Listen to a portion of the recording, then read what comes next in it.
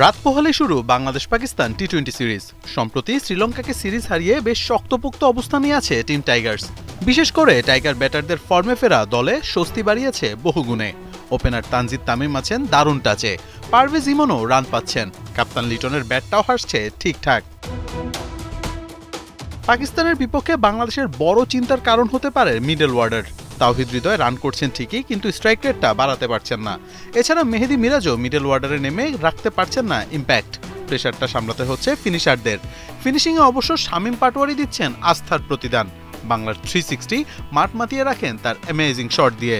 অন্যদিকে জাকের আলীরা তো আছেনই। সব মিলিয়ে মিরপুরে যদি স্পোর্টিং উইকেট হয়, তবে পাকিস্তানকে বড় টার্গেটই দিতে চাইবে বাংলাদেশ। টাইগার ব্যাটারদের সামলাতে এবার পাক ডেরায় নেই শাহিন শাহ আফ্রিদি, হারিস রোফরা। তবে তাতে স্বস্তির দম নেবার সুযোগ নেই তামিমদের।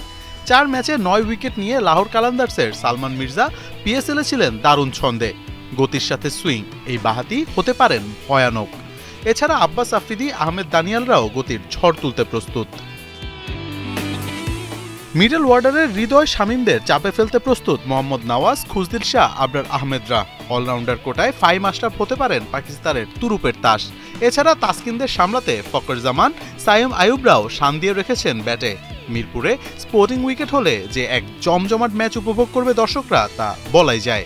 কিন্তু এখন দেখার বিষয়, প্রথম ম্যাচে বাজিটা যায় কার ফেভারে। মোহাম্মদ আদনান, ৭১।